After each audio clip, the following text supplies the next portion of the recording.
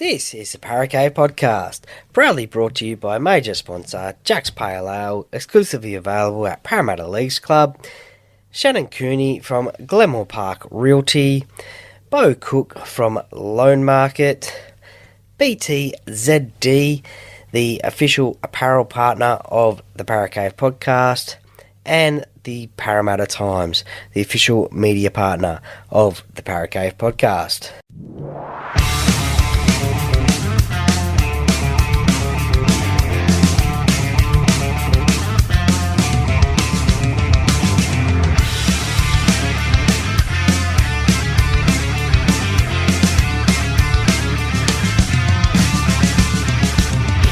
Welcome to another episode of the Paracave Podcast. And now over to your host, Troy Warner, broadcasting live from the world-famous Paracave.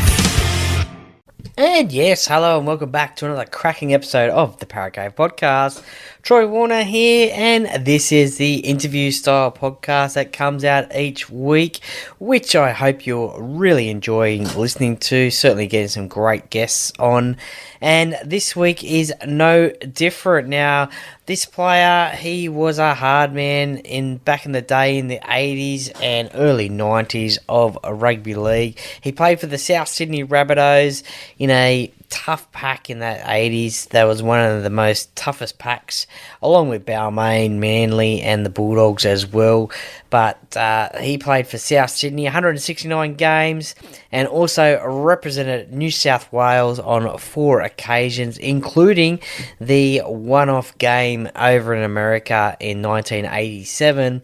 And I am talking about Mr. David Boyle. Now, after he retired from playing rugby league, he worked in the strength and conditioning field, both with the St George Illawarra Dragons and the Rabbitohs as well, but has basically been in strength and conditioning ever since as well. So very passionate about that space, and that's something that we talk about in the chat with David. Now, also a few other things that we talk about in the chat with David. Obviously, his playing career with the Rabbitohs, his great mate and Rabbitohs legend, Mr. Mario Fenech. We also talk about how his first grade debut playing against the Parramatta Eels in those early 80s. With myself being a Parramatta fan, of course, just seeing how that is.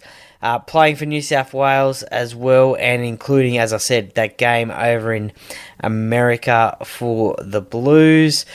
1989, that South team that won the minor premiership was at the best South team that he played in.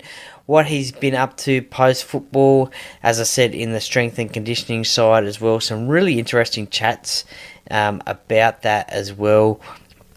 A little bit about South Sydney this year and what has been going on.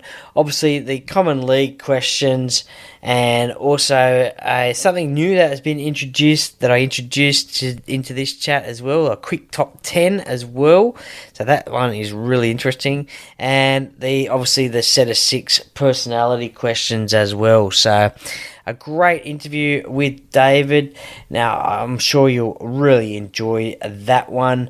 Now, this wouldn't be at all possible without the help of the sponsors. Major sponsor, Jack's Pale Ale, exclusively available at Parramatta Leagues Club, Beau Cook from Loan Market, Shannon Cooney from Glenmore Park Realty, BTZD Teamwear, the official apparel sponsor of the Paracave Podcast, and also the Parramatta Times, the official media partner of the Paracave Podcast.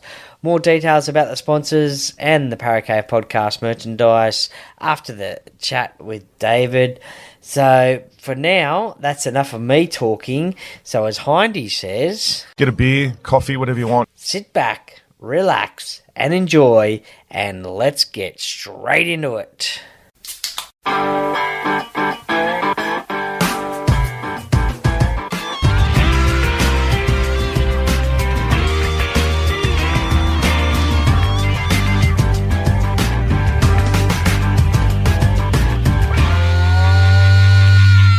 Oh, hi, my name's name's David Boyle. I played for South Sydney in the 80s. I was very lucky and have been in professional sport now for 42 years. I've worked with 6 NRL clubs, Illawarra Hawks for 18 years, and I was in rugby union for 4 years. So my life's now around high performance, and went to the dark side 4 years ago on looking after the NRL referees, which I probably ignored for 40 years. Excited to be on the Para Cave podcast with Troy. And as you heard from his intro, my guest today on the Para Cave podcast played for the South Sydney Rabbitohs, 169 games, also represented our country as well against City and in the old City versus Country fixtures, which we unfortunately don't see at the moment. 4 games for New South Wales, State of Origin, also a season over in Hull, and is currently working with the NRL in the officiating side. Welcome to the Para Cave podcast, Mr. David Boyle. Thanks, Troy. I'm very excited to be here, and I was disappointed for Parramatta after such a great game against the Panthers in their last outcome. Yeah, that was a disappointment, especially for us fans. It was like what could have been, definitely seeing that game, but wasn't to be. We've got to look forward to 2024 now. Yeah, I'm sure it'll be exciting times. That's it, hopefully, for sure. Now, growing up, whereabouts was it, and what was growing up like for you? What sports did you watch or play growing up? I surfed. I was still surfing on a surfboard, and I played rugby league. That was about it. I couldn't play golf, tennis, or anything else with coordination.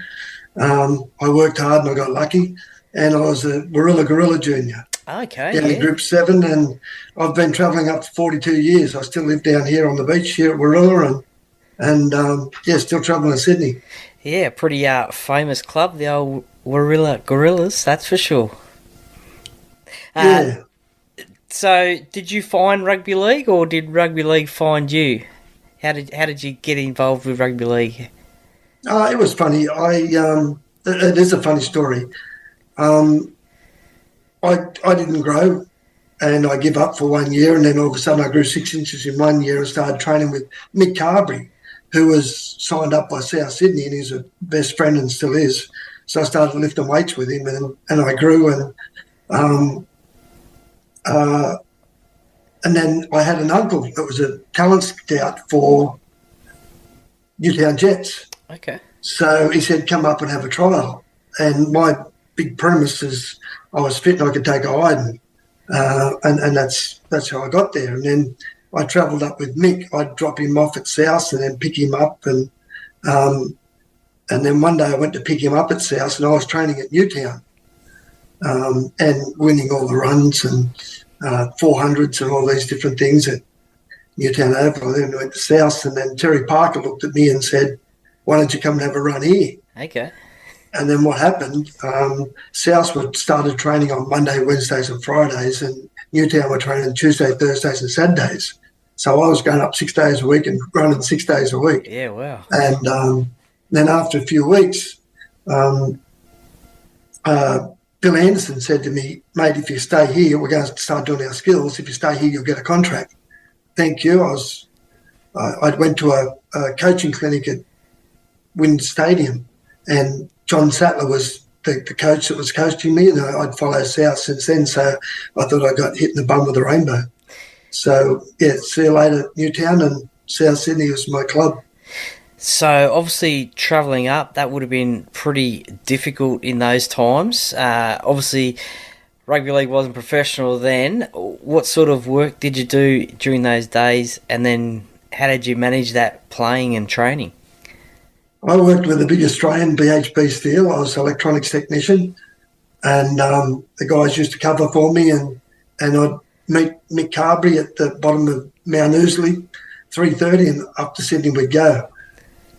That was a great trip.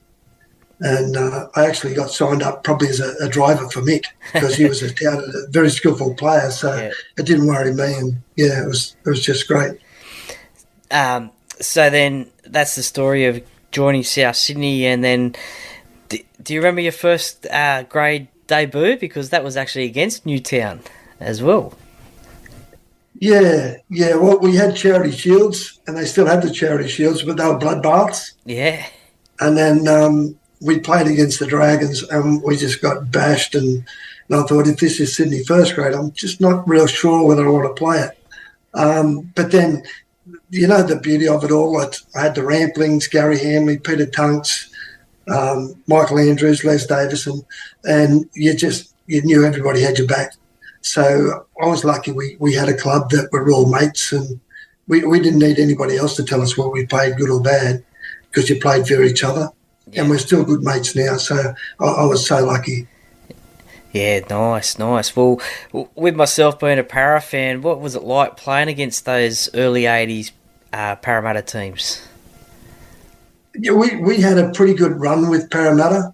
And then, Mick Cronin, he was a hero for me too, being from Gerringong in the same group and stuff, and Peter Sterling and that. And we had a good run against with Parramatta. I remember one day Nathan Gibbs was playing for us. Okay, yeah. And I'm not quite sure who was coaching. Someone was coaching in the 80s. Who would have been coaching in the early 80s, 81, 82? Would have been mind blank. Jack Gibson. Yeah, Jack Gibson. So, so he took guys off, and then Nathan Gibbs was an exclusive blindside runner, and we ended up scoring 3 tries in the last couple of minutes and beat him at Redfern. So it was always memorable, and poor old Mick Cronin copped it, and Peter Sterling had copped it, and there was pretty tough games. Well, speaking of Sterlo copping it, in '86, he had a crack at Les Davidson at Parramatta Stadium one day. Well, what's your memories of that little brawl? It was always interesting, when we'd match up with him. And Bundy, he just picked somebody out and said, let's get into him. We'd be 30 points down with 2 minutes to go, and he'd say, Butchie, let's take someone with us. And it didn't matter what it was, but they were always good games. And again, Ray Price was my hero, and, I'd tackled him one time, and down come his forearm right across my nose. Well, the funny thing about that 86 game is Sterlo got, 5 in the sin bin, I think, back in those days, and all the South players stayed on. That was quite funny about that one. But you start playing some consistent football over the next few years, and we all know that it was pretty tough in the 80s. We've often heard that Canterbury and Balmain were the tough packs of the day, along with the South Sydney pack. Were they your toughest pack opposition in the 80s? No, I think the Bulldogs were pretty tough too. You had the Mortimer brothers, Steve and Glenn, Peter. There was some tough guys there. Bugden and that, so we were really bashing with each other. And I remember one time Monday Night Football, Bugden and Mario, when the big stouts started out. Actually, it was Billy Johnson. Yeah, and he got sent to the sin bin. Where's George? And all the fun times. Yeah, no, that's for true. That's for true. Just speaking of Mario, when I do mention Mario Fenech, what comes to mind? He was a passionate leader, and very emotional. And we used to take the piss out of him sometimes. We'd lose, and we'd put a garbage in front of a pole where he used to sit, or just to rub it into him. And he was very emotional, but very sincere. And he's struggling at the moment, but he's been looked after, which is the main thing. Yeah, no, definitely. We wish him all the best. As you said, he's got a big battle on his hands at the moment. Does that, with Mario's battle, does that worry yourself as well? Because the 80s was a tough time, and we're slowly finding out now what CTE is and stuff like that. Does that worry you at all? No, it is what it is. I think, like I surf, I've hit the rocks and getting smashed, and Man, you walk across the street, you got more chance of getting run over. So you just got to live every day as it is. I think there's a quote out there: you only live once. Wrong. You only die once. You live every day and make the most of it. And that's pretty much been my lifestyle. Ah, nice. That's a good saying. I'll have to take that one on board. And then, in your opinion, is the NRL doing enough to protect players these days? I mean, they're doing a great deal for the players of these days when it comes to concussions and the like. I sincerely, I think they are. They've got the specialist in the bunker there that looks at HIAs. Get them off the field. They're really policing the head knocks, which is great. Sometimes I get disappointed with some of the coaches exploit it. Okay. Like they tell their players hit the ground and they'll get sent off. So I don't think that's a good thing. And I also feel that the players are now just adjusting to the head tackles. If you're an old player and you're used to hitting around the head and up high and stuff like that, it's going to take you a long time to get lower and more accurate, especially now with the new rule changes. Yep. They're making the game faster, and we made mistakes. I was a high-performance manager at other clubs, and we're trying to make them bigger and stronger.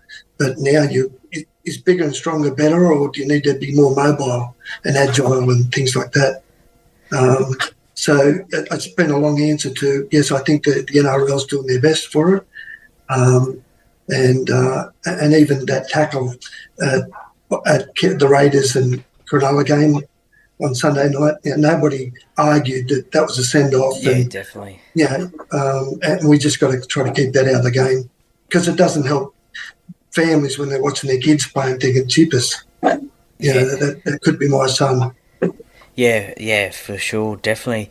Well, I was doing a little bit of research for this, and on Wikipedia it said that you, back in 1986, were one of the best forwards in the day, but unfortunately you missed out on the Kangaroo Tour of that year. How close were you of making that tour, and how disappointed were you not to make that tour? I was just a hard worker, and I got to NRL and I couldn't believe I played State of Origin. So Steve Roach was injured and I was lucky and I've done all I could, and it would have been a great honour and stuff like that. But I think I passed all expectations that I was capable of. So I'm just happy working with a lot of clubs now, and got a lot of good mates out of the game here and overseas, playing in England. It's just, I've been gifted, and I really thank God that I've been so lucky. Well, you mentioned State of Origin there, and in 1987 you play in all of the games for the Blues, including the game in America, the exhibition game, which we'll get to shortly. But what was it like to play in that sort of arena of Origin? What stands out for you in State of Origin? I asked a lot of guys, we played with Sterlo, and I roomed with Desi Hasler and Royce Simmons and all that. I couldn't believe I was with all these, the Brett Kennys and the Peter Sterlings, and man, and they were great winning. And then I'm looking at them, and it was really sad losing because, you've got so many great players around you. And then you just run into a brick wall. You just didn't care. It was just, I've never felt anything like it. I don't think I ever will. The excitement. It must have been disappointing, as you said, because 86, they do the clean sweep and you win game 1 of 87, and then unfortunately Queensland come out and win game 2 and 3. Yeah, no, close games, 10-8, 10-8. We had abysmal weather for the second one at Sydney Cricket Ground, and it was just, you just give it all, and that's all you can offer. It's just a great experience. What was your favourite State of Origin playing moment? I scored that try. I think it was about 35 metres, and I think my 10 years there, I averaged 0.75 tries a year, so I was pretty excited about that. Yeah, Yeah. no doubt. Well, I mentioned the game in America in 1987, the one where poor old Sterlo gets caught in the banner running out. But we hear that Queensland weren't taking it too seriously. But what was your? Do you think that was the case? And do you think it was a drawn series then? No, it was a drawn series, and it's in the record books as a drawn series. But we were on the same plane, and they were back on the end of at the back of the plane. They were blind. They were just, and we weren't allowed to have beer. We weren't allowed to have coffee. Ronnie Willie was really serious about our travel over there and stuff. So they come out looking like shit in Hawaii airport, and we're fresh as daisies. Who was your roommate in the American trip? I was actually with Phil Daly. Okay. Yeah, big Milton the Monster. And any funny stories about Phil? Rooming with Phil? No, it wasn't so much about Phil. We went to Disneyland with Andrew Ettenhausen and Jonathan Docking. And actually I ran into Jonathan Docking at the launch of the State of Origin. Okay. So that was good. So, it was just a great trip. That was my first trip to America. I'd been to Hawaii a few times, but never to the mainland. And then George made us come home, Les Davis and myself, on straight after the game. And Andrew Ettenhausen and Jonathan Docking and Mark McGaw, they all had to come home too. The other guys had another few days there. Yeah. So I was filthy, and we played on the wing in reserve grade, Les Davis and me, so we could qualify for first grade. Yeah. Then we got pumped by Cronulla on the game back. That's no good. With the NRL taking round one next year over to Las Vegas, do you think rugby league can really take off in America? An honest answer, no. There's a lot of the NFL and the baseball, the basketball and the hockey and all that they protect their sports pretty well. Rugby's trying over there, soccer's going well over there, but the rugby league I just don't think is going to get a lot of traction. They're interested in it, but I'm not sure whether it'll. David Noira's been over there for years trying to get the rugby league going. I just don't think it'll be good to promote the game, but I just don't think it's going to take off. Yeah, they'll keep us out of there. Yeah, it'll be interesting to see what happens, that's for sure. You mentioned playing over in England. You got mates over in England after you played over there for Hull FC. What was that experience like playing in England? Oh, it was great. And it was great because all the Aussies met up, regularly over there as well. So you got a lot of mates and friendships. Met some lovely people over there. I've been adopted over there. Okay. So people have left me things in their will. So I'm going over to see my foster father. Yeah. He's 92 years old. And, and we actually, I got married over there in Edinburgh. Okay. So it's great.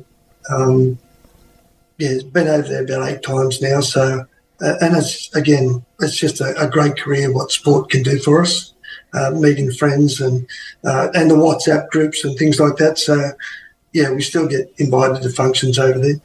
Yeah, nice. I think it's I find it amazing that someone like Peter Sterling, who only played, I think, a handful of games, I think, for Hull, and he's one of their greatest ever players over there.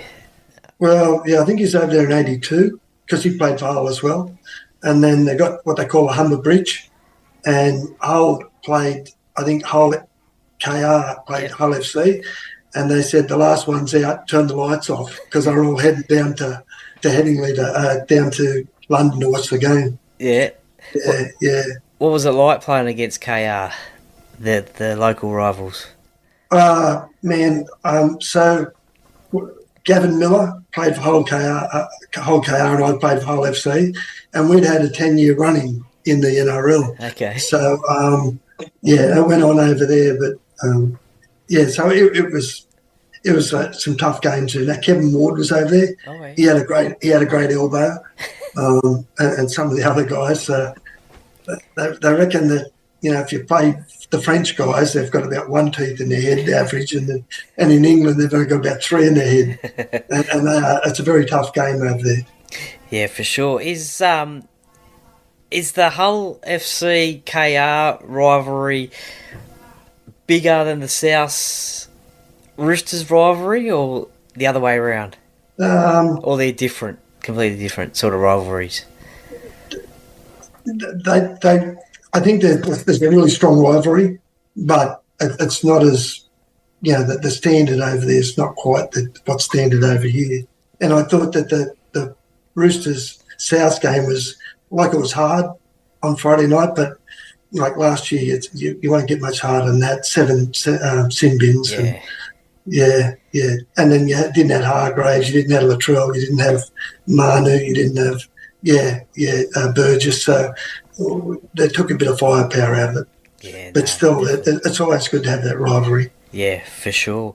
And Parramatta and Penrith, man, he's just cleaned them up last week, and it was great to watch. And I went to the game as well. Penrith was my last club before I got punted by the incumbent coach that was really good about it and said, quite like you, Boyle, but I'm going with my own staff. So, Parramatta's a good team, and you don't like to see any team going bad for a long time, and they've been at the top for a while, knocking on the door, but just haven't been able to punch right through it.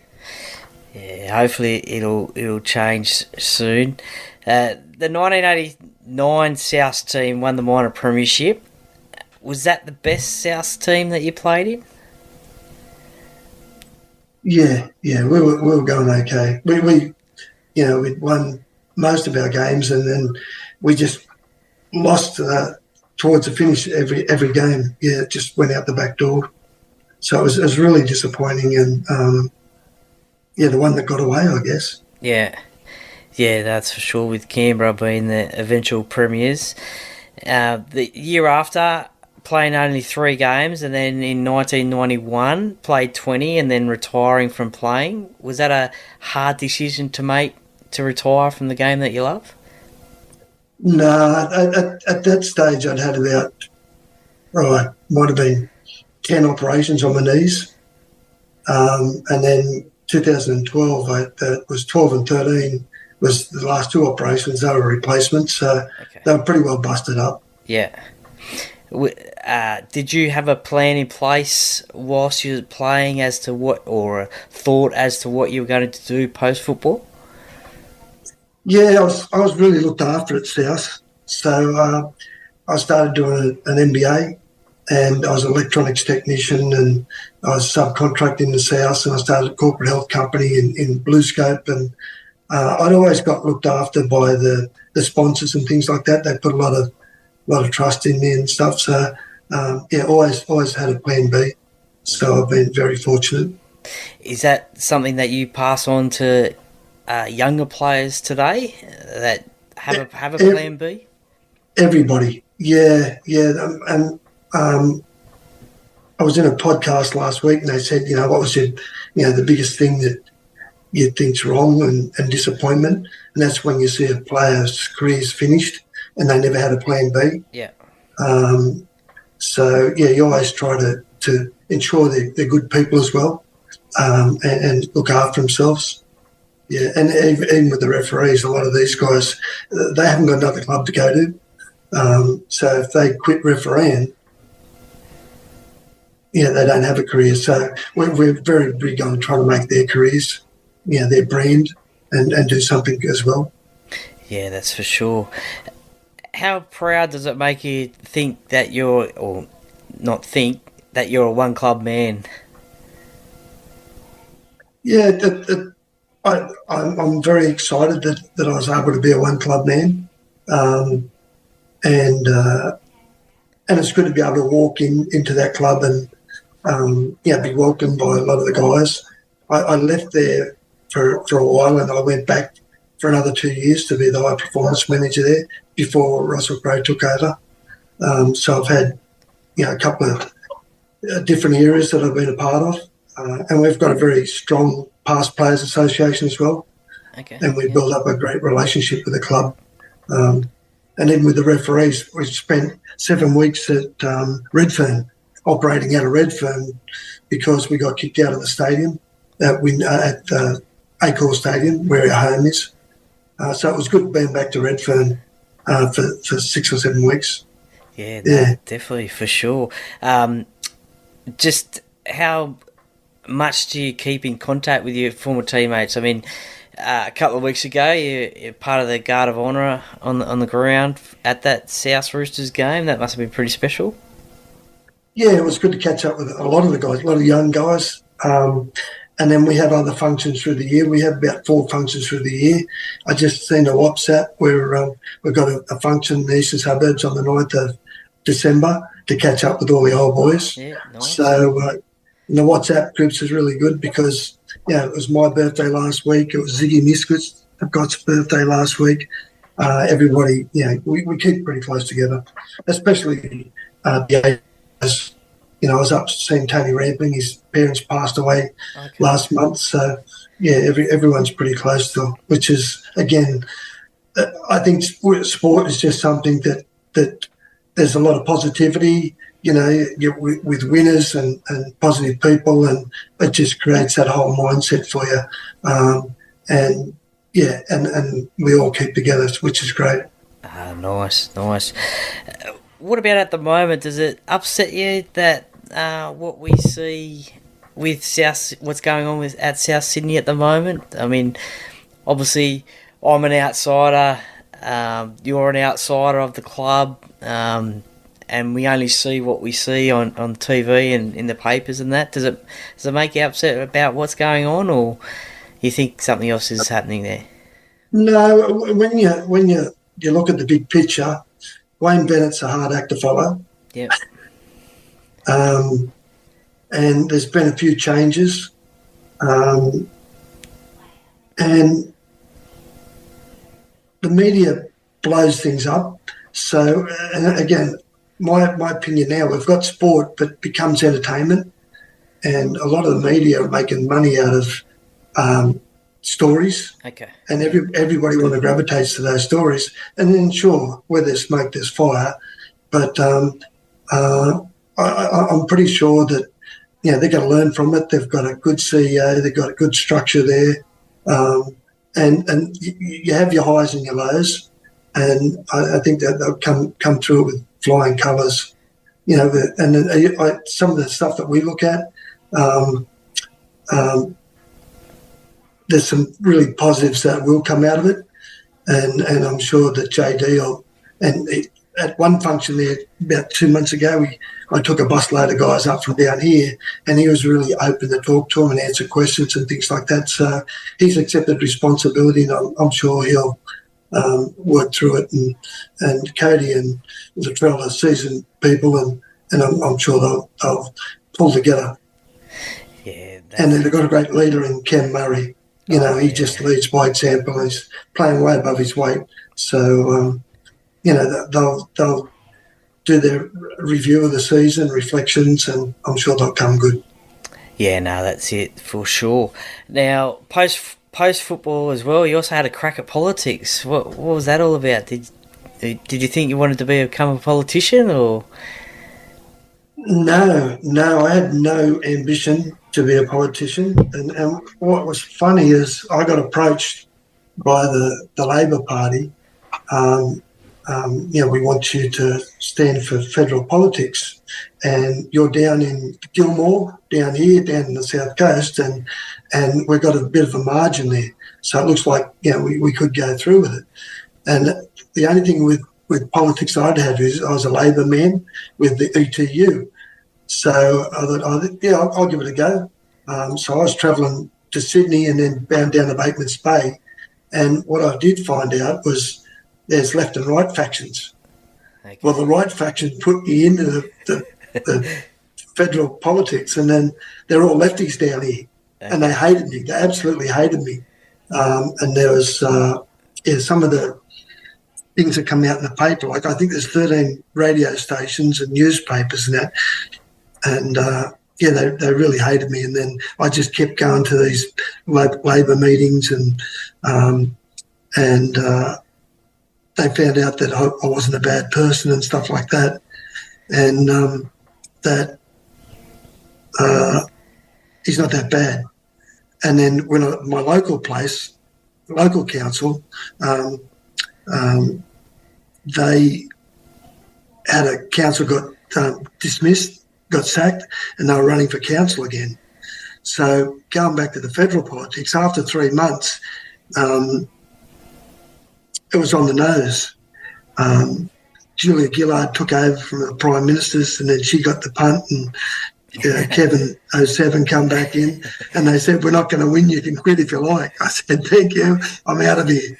Because I was going over to Singapore for work with the ACA, and I'm getting phone calls over there, on what's happening over here. And I go to a budget, federal budget, and I'm getting calls, and what do you think about the budget and things like that. So with the local politics, I said, I'll put my hand up if you like, but I don't want to tread on anybody's toes. So I had to run as an independent and end up doing 6 years in local council, which was quite interesting when you learn about the plumbing of the organisation. So, that was another interesting 6 years of my life that will be part of a book that I probably will try to write later in life. Yeah. Yeah, that's what you want to do, is write a book, yeah? Yeah. I've just finished a Master's by Research in Health and Medical Science, so I'm going to apply to do a PhD now on rugby league. Yeah. Oh, nice. Yeah. Nice. That'd be great. What's the secret to a strength and conditioning for a rugby league team? We see sometimes players looking tired out in the field. We think maybe they've worked too hard during training or too big a pre-season or something like that. They've started off the season gangbusters and then they've blown out in the end of the year. What's the secret to strength and conditioning? Interesting enough, my thesis was on decision-making by elite head coaches and high-performance managers. Okay. So I interviewed, in a pandemic, I was able to interview 6 head coaches and 8 high-performance managers and get their views. So the number one thing with coaching is that human connection. So it's like a kinship, and you've got to have that relationship with your athletes. And that's a kinship because you're giving them the power to reach the number one pedestal of playing NRL. But sooner or later, you've got to take it back off them. So the other one is that connection, relationship, and the kinship, but honesty, transparency, and respect. And you've given that opportunity, but you've got to take it away. So you've got to keep that honesty and that there, and that's very difficult. And you've got all this objective data. We've got sports technology. We measure how fast, how high they are. We do subjective measurements on them, their wellnesses and things like that. And one of the head coaches I interviewed said to me, "Hey, Boyle, I don't want to seem to be a know-it-all here, but I've been coaching for so many years, and I know I don't need a piece of paper to tell me someone's not well, not happy. I can see their faces because I walk up to them, I talk to them, and I never bring them into the office. I talk to them straight there and then, and that's that human connection that you've got to offer them that and make some tough decisions. So you've really got to know your athletes. And the other big source of information gathering was casual conversations. Okay, yeah. Again, with casual conversations, you're not hearing lies. There's no preconceived ideas. You're just open communication, and that honesty and transparency and respect goes with that. So, honestly, I've got to drop you this week because you missed tackles, and we'll give you another go next week. But you need to pick up on those areas. So. And the other interesting thing was the head coach has a high performance manager, and when we were coaching in '94, we only had 4 staff. Yeah. Okay. Wow. Yeah. And about 20 players. Now they've got 27 staff and 35 players. Yeah. So and you've got the media and you've got all these different managers, pathways and things. So that was another interesting thing with the study is, what sort of qualities, academic qualities do our head coaches have? And that was, a lot of them just went to high school. So it's quite interesting about, all the different metrics, but, that human factor is really important. So you got to, we just haven't caught up with technology yet. Yeah. How we interpret the data. Like a lot of the players think if I run 9.5 Ks or 8 Ks, I've had a good game. But wait there, what about the three tackles you missed and 2 penalties away as you give away the critical time, and your efforts weren't there with the kick chase. So, we're still sort of looking at those different areas, and that's it's not just all about the objective data. They're human beings, and we need to treat them that way.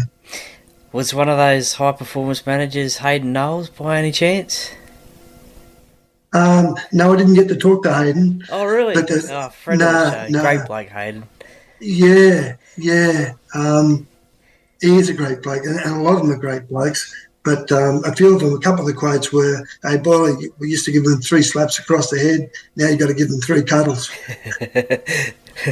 and that's that psychosocial stressors that we've got to look at and be mindful of. Yeah, I think somebody was critical of the Bulldogs, wasn't it, in the media? Not listen. Yeah. They made us train too hard. Well, welcome to the NRL football. You got to train hard. And that's, ask anybody that's been in the Melbourne Storm program. Yeah, that's it. And I know Trent Elkin too at Para. You guys train hard.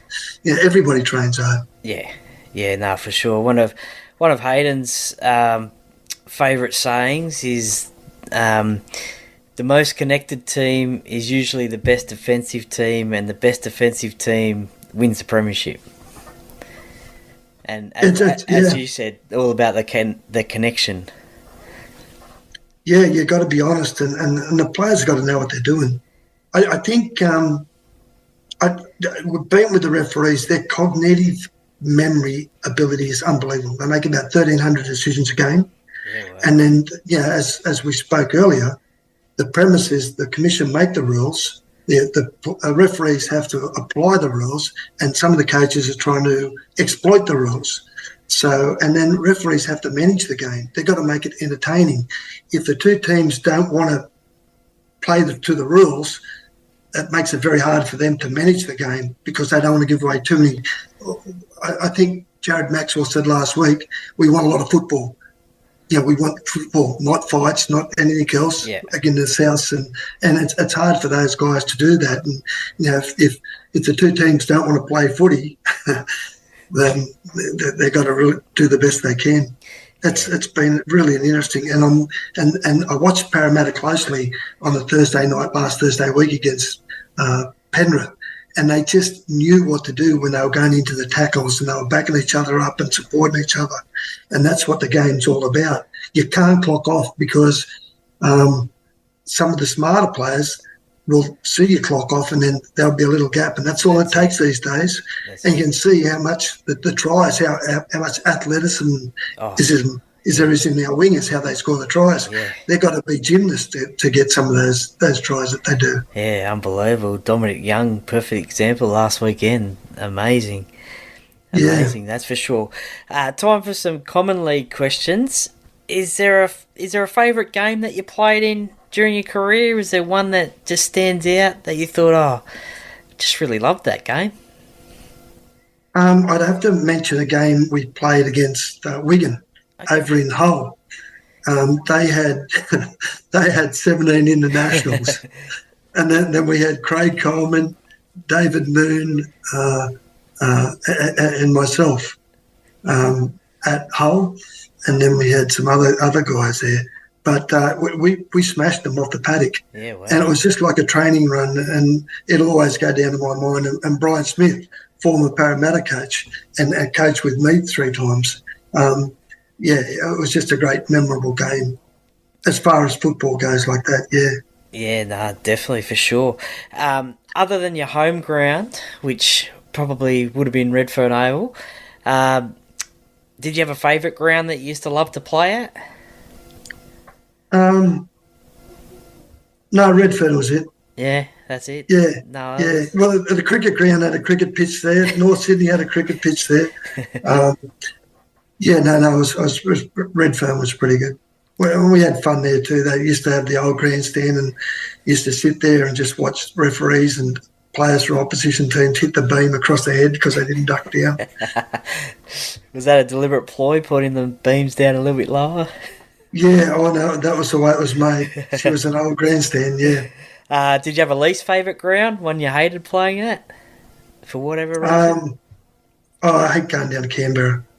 Yeah, even when they first started at Queanbeyan, and then when over because it's always cold. It's always cold in winter and it's always hot in summer. Yeah, So a lot of people mention that one for that very reason. Yeah. Who was the hardest player to tackle, do you think? Kevin Ward was hard. Sammy Bacco was a hard bloke to tackle. Yeah, they were big, and Kevin Ward and Harvey too. He had a nice elbow.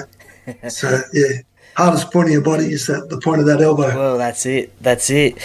Let's wish Sam all the best as well. He's going through a bit of a battle as well at the moment. Yeah, I heard that. Yeah. Yeah, so we wish him all the best as well. Is there a player that you wanted to play with but didn't get the opportunity to play with at all? You would have loved to have played with a player? No, I played with some great players. I was really happy with the calibre of the people that I played with, and wouldn't change anything. Yeah. What about if you had the opportunity to play today? Is there a player today that you'd love to play with? Munster's pretty. I really admire him. He seems like such a larrikin, and I don't know, but he plays injured, and man, he takes the risks, and yeah, he'd be a great player to play with. And then Craig Coleman was good to play with. He used to get us around the field. We had a lot of captains, but he was a captain. He used to get us around the field. Well, speaking of Craig Coleman, would he then fall into like the larrikin at the club, the prankster or joker? Yeah, you wouldn't know what he'd get up to, Tugger. He was, he's Redfern all over. He said one day he'd play on Pitt Street with a brick, rugby league if he had to, and he's still very passionate about it, and he's quite vocal, about what's going on now, and he's passionate in a constructive way. He just loves the game. And still a great mate. Yeah, no, that's it. Legend of the South Sydney Rabbitohs. If you didn't go down the playing football path, what do you think you would have been doing? Do you think you still would have been at BHP? Quite possibly. I didn't mind the job I had at BHP, but I left there to go back there, and I've still got a couple of contracts in there with this corporate health. But I think I would have just stayed there and doing the electrical stuff, yeah. Nice. Yeah. Well, we'll do a quick top 10 now. So it's basically sort of a one answer or the other. Oh, wow. Oh, they're pretty sort of really easy. Bit of I don't have to phone a friend. No. They're not that hard. Just a little bit of personality stuff. Yeah. So, cats or dogs? Dogs. Ford or Holden? Holden. Pineapple on pizza? Yes or no? Pineapple. Oh, yes. Yeah. Tea or coffee? Coffee. Star Wars or Star Trek? Tough one there. Star Trek.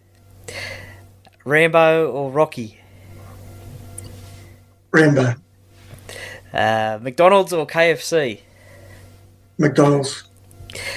Morning or night person? Morning. Coke or Pepsi? Do I have to pick one? No, you can say neither. Neither, yeah. Yeah, no, fair enough. Seinfeld or Friends? Friends.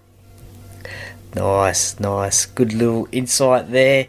And we'll wrap things up with the set of six, a little bit more sort of personality sort of questions.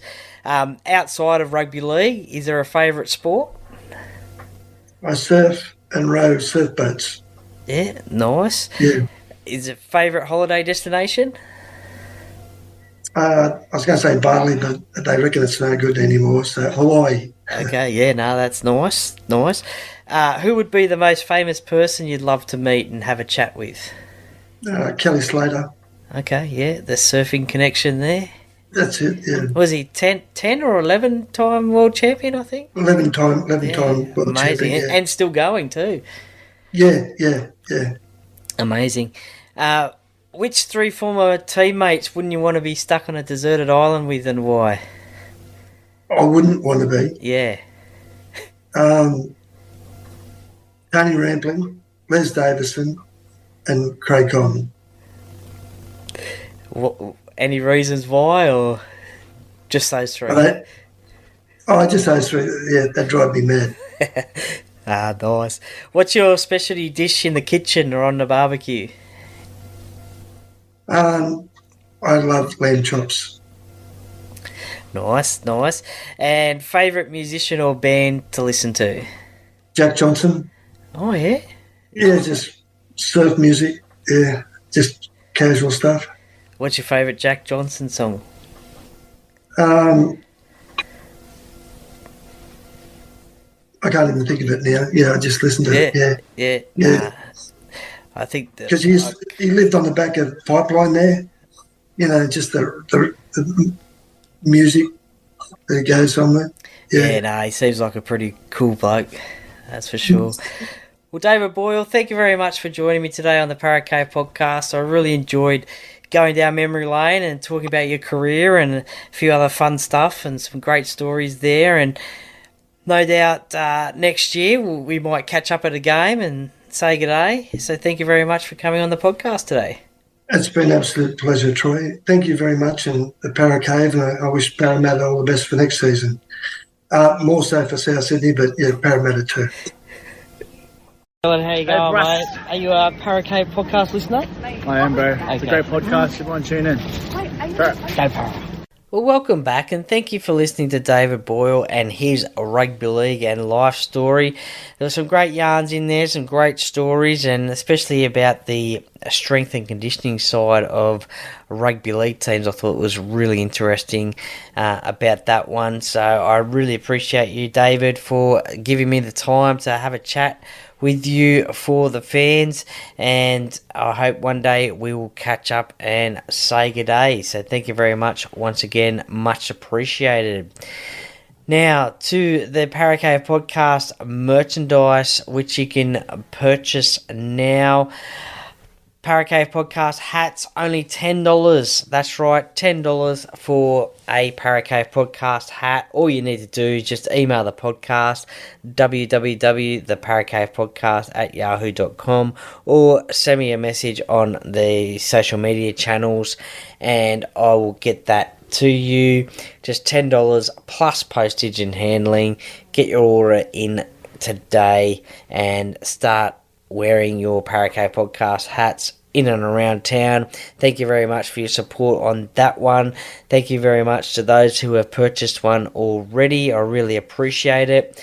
Also from BTZD Clothing, I have 3 Parrot Cave podcast polo shirts, which you'll see me wear in my Zoom video chats with the legends of rugby league, and also my chats with other podcasts and whatever. But usually any video that I do, you'll see me with my Parrot Cave podcast polo shirt on. Now, I think I have 2 larges and 1 XL shirt left. I can double check that one, but again, just email the podcast or send me a message on postage on the social media channels, and I can organise that to get that out to you. $25 each for the polo shirts plus postage and handling, and get that one out to you as well. Now, the sponsors of the podcast, as I said, briefly before the chat with David. Major sponsor, Jack's Pale Ale, exclusively available at Parramatta League Club in the club shop. Also a shout out to co-sponsors Beau Cook from Loan Market, your local Penrith mortgage expert. Contact Beau today on 0401 213 236. Get in contact with him for a free chat and see what Beau and his team can do for you. And let him know that you heard it here on the Paracave podcast. Shannon Cooney from Glenmore Park Realty. If you would like the best real estate agent in the Glenmore Park or Penrith LGA area, then Shannon is your man. He is a 5-star real estate agent. You can contact him 7 days a week on 0421 588 445. As I mentioned before, the Paracave Podcast polo shirts are made by BTZD Teamwear, the official clothing sponsor of the podcast. Contact them or check out their range, and they might be able to do something for you and your sports team. They make some great products. Check them out at www.btzd.com.au. Thank you very much to all the sponsors. With your help, it supports the podcast grow and reach more people, which is much appreciated. Now, thank you very much for listening to Dennis Carnahan and his rugby league and life story. Certainly one funny man Dennis is, and his show will be available, the Rugby League, the musical, coming up at the Bridge Hotel in Rozelle, will be coming up shortly, the 25th, 26th, 27th, 28th, I think it is. But I'll get details on the social media channels about that one, so check that one out. You might even see myself there as well. I'm going to see if I can get along and check that one out for sure. But yeah, thank you very much for listening to Dennis and his story. It is now available on YouTube as well if you would like to watch the interview, as well as will this one as well with David Boyle. That'll be available soon as well on YouTube as well. So please subscribe to the YouTube channel if you prefer to watch the content. Before I go, I just want to ask you, the listeners, do you enjoy the extra content that's coming out, the tipping podcast, the radio chats with Pulse FM? I'm hoping you enjoyed those ones. If you are, please leave a review on the podcast platform that you listen to. It'd be most appreciated. Love reading through those ones as well. So, as I said, I'm on Pulse FM on a Sunday, a Friday and a Sunday. Friday's the preview, Sunday is the review with the Duckman on Pulse FM 89.9 FM, and you can check I'll bring out the podcasts of that one as well. So if you miss the live version, and then you'll be able to catch the replay podcast as well. Only a few more weeks of rugby league as we know it in the NRL. I'm pretty sure we'll stay online, probably one night a week, probably the Sunday night, with some rugby league internationals coming up as well at the end of the year. So just have to check with the Duckman about that one. But tune into that one as well. Look, have a great week as best you can. Enjoy your footy. If your team is playing in finals, good luck. I know what this time of year can be like, watching your team run around in elimination games. So best of luck to your team. If your team isn't in it, then may the team that you're supporting get through. So only a few more weeks to go in the NRL. So in the meantime, enjoy your footy, but make sure you follow the podcast on the social media channels for some little interesting content and to see who's coming up on the podcast, both on Instagram and Facebook. Give it a follow. But to sign off the show, and as I always say, the Paracave podcast, by the fan, for the fan. for the fans, I should say. I should get it right by now, shouldn't I? To sign off the show, and as I always say, the Parrot Cave podcast, by the fan, for the fans. Go, Para!